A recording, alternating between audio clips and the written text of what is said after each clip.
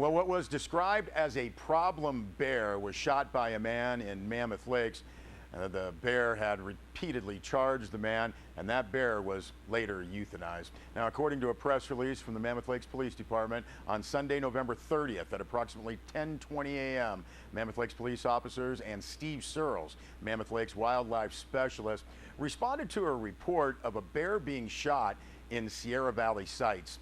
Upon arrival, they were met by a local resident who reported he had shot a bear. The resident reported the same bear had broken into his garage numerous times in the past few weeks. Steve Searles responded to several of the previous incidents and confirmed that this resident was dealing with a problem bear. Now, on Sunday, the bear again broke into the resident's garage and began tearing apart his refrigerator. The resident yelled at the bear and it went outside. Now, he followed the bear in an attempt to get the bear to leave the area. The press release states the bear bluff charged the resident, who ran to the front of the house. The bear began following the resident to his front door. The resident reported being in fear of his life and retrieved a shotgun from inside his residence. The press release states that the bear again charged him, turned away, and turned towards the resident again and approached. The resident fired one round into the bear's buttocks. The bear then left the area. The press release states an officer located the bear a short distance away and observed that it was seriously injured. The officer then put down the bear with one shot. California Department of Fish and Wildlife Warden Estrada responded and conducted an investigation. After speaking with the resident, Warden Estrada concluded that the depredation of the bear was justified, and he issued a post-mortem depredation permit. After DNA evidence was extracted from the bear, it was removed and disposed in an undisclosed location in the forest. The press release notes that residents and visitors are reminded to secure all vehicles, garages, and residences. Food should never be left accessible or in sight. Bears, the press release states, are very intelligent and have the ability to smell food in a locked vehicle or garage. Cars and residences are broken into several times each year. Some bears are still out and eating as much as they can before hibernating. Please don't encourage bad bear behavior, the press release states. And the public is also reminded that Steve Searles and Mammoth Lakes Police Department officers are equipped with non-lethal weapons that can be used to discourage bad bear behavior. Anyone experiencing problems with a bear should call 911 and report what is occurring. Now, that will allow the most experienced and best equipped people to respond and take the best course of action for both public safety and proper bear management. Well, Charles James filed this story for Sierra Wave Media. Tuesday's regular Inyo County Board of Supervisors meeting in Independence will possibly decide the fate of the ATV Adventure Trail System of the Eastern Sierra. This effort, led by Dick Knowles of Bishop and supported by many businesses in Inyo County. The agenda item is scheduled for 1:30 p.m. Now, the Adventure Trails pilot project hopes to emulate the success of other similar programs in other states and communities, which have reportedly proven successful in improving the local economies, establishing similar routes accommodating ATV access to local businesses. Now, the Board of Supervisors vote comes as the Inyo County Planning Commissioners unanimously voted at their last special commission meeting on November 5th to accept the Planning Department staff recommendations and forward the final environmental impact report to the Inyo County Board of Supervisors. Now, the history of the project can be found on the county's Planning Department website, which explains that on October 7th, 2011, the California State Legislature passed Assembly Bill 628, which allowed Inyo County to establish a pilot project to designate combined use highway segments up to 10 miles long on unincorporated county roads to link existing off-highway vehicle trails and trailheads on Federal Bureau of Land Management or United States Forest Service lands. Its stated purpose is to link OHV recreational use areas with necessary service and lodging facilities in order to provide a unified system of OHV trails in the Owens Valley. Now, several of the designated multi-use roads are in the city of Bishop. Some homeowners, fearing a negative impact on their neighborhoods, formed the citizens group Save Our Streets and are asking the Board of Supervisors for a delay in the program's implementation. Similar requests were made from homeowners during the November 5th Planning Commission meeting.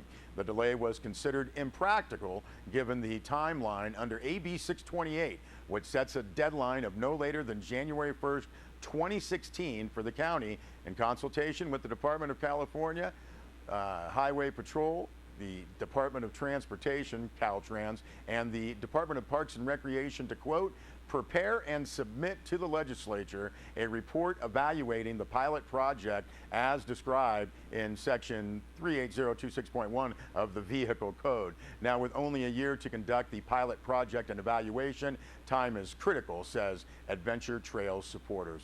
Now, while the project has generally enjoyed widespread support among the public and especially with local business owners who hope to see a positive economic impact on Inyo County, such groups as the Center for Biological Diversity and Public Employees for Environmental Responsibility have environmental concerns. Now, some local homeowners in residential neighborhoods with streets that are included in the plan's designated routes express concern over the potential for harm to their property values from the effects from noise, air quality, and safety concerns. Now, currently, the Adventure Trails pilot project plan has been reduced from the original 38 combined use routes to 36 by the California Highway Patrol Safety Determination. There are 242 miles of combined use routes, or 181 miles of actual Inyo County and City of Bishop roads, slightly over half of which are paved, and the rest are unpaved or dirt roads. Now, 17 of the designated combined use designated routes are in the Bishop area, 4 in the city, 3 in the Aberdeen area, 2 in the Big Pine area, 3 in the northern Inyo Range, 4 in the Independence area, and 7 in the Lone Pine area. For more detailed information on Adventure Trails, you can visit the Inyo County Planning Department website, and that is at inyocounty.us. The Inyo County Board of Supervisors meeting can also be viewed live on Channel 12 by Suddenlink customers with cable TV. There is more on this story written by Charles James on our website, sierrawave.net.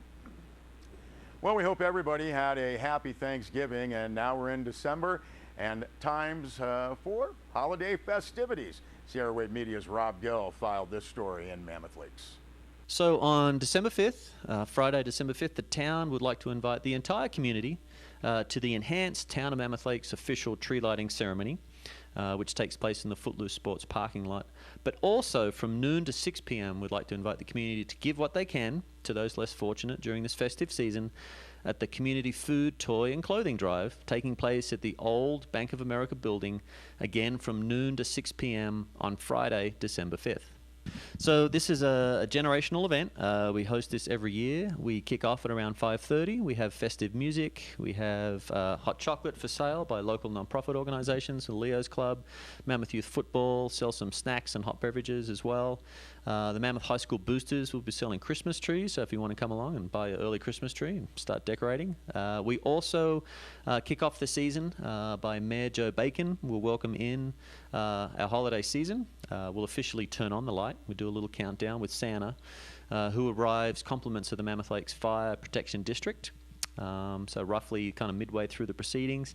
And then we also have Wooly come down from the mountain and join us. And you're both, and all the kids are able to take their photos with Wooly and Santa throughout that evening as well. So it's a great holiday event. Yeah, so this is the first year, thanks to Footloose Sports and Andrea, came forward and kind of encouraged the community to kind of kick off the festive season in a more giving way than what we've kind of done in the past. So the town, in partnership with Footloose Sports, Mammoth Fun Shop, Mammoth Lakes Chamber of Commerce, Inno Mono Advocates for Community Action, which is a marker, the Angel Giving Tree, Salvation Army, Mammoth Lakes Fire Protection District, and the town are all kicking off this great event to really encourage the community to donate any unexpired food items that they have, well-loved, well-used clothing that will go directly to those folks in need, and also for toys. So if you have any unwrapped toys, you can head to the Mammoth Fun Shop from noon that day till they close, which I think is at 8 o'clock. And then the Mammoth Fun Shop will also give those patrons 30% discount on any of those items that would donate to the Angel Giving Tree, and also a 10% discount on any other Christmas items they'd like to purchase. Absolutely. The Angel Giving Tree program is what we're supporting this year. We feel really fortunate to be involved with this. We're a location for drop-offs, and there are tags on the Angel Giving Tree at Vons that explain the program and who is involved. So there'll be a child's name and age and what they're looking for.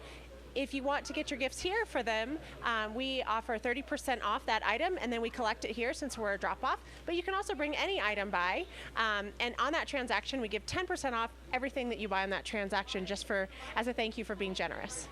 We opened in April of this year, and Brant and I, my husband, own the shop together and work it together. It's locally owned and operated. Everything that's in here was decided on by me. Basically, if it's fun, it can stay. So I like candy. I think that's fun. There is anything from musical instruments to souvenirs, toys, gifts. There are lots of really high-quality items in here, but something that fits every budget. And we're a little mini ice cream parlor as well. So we have super premium ice cream.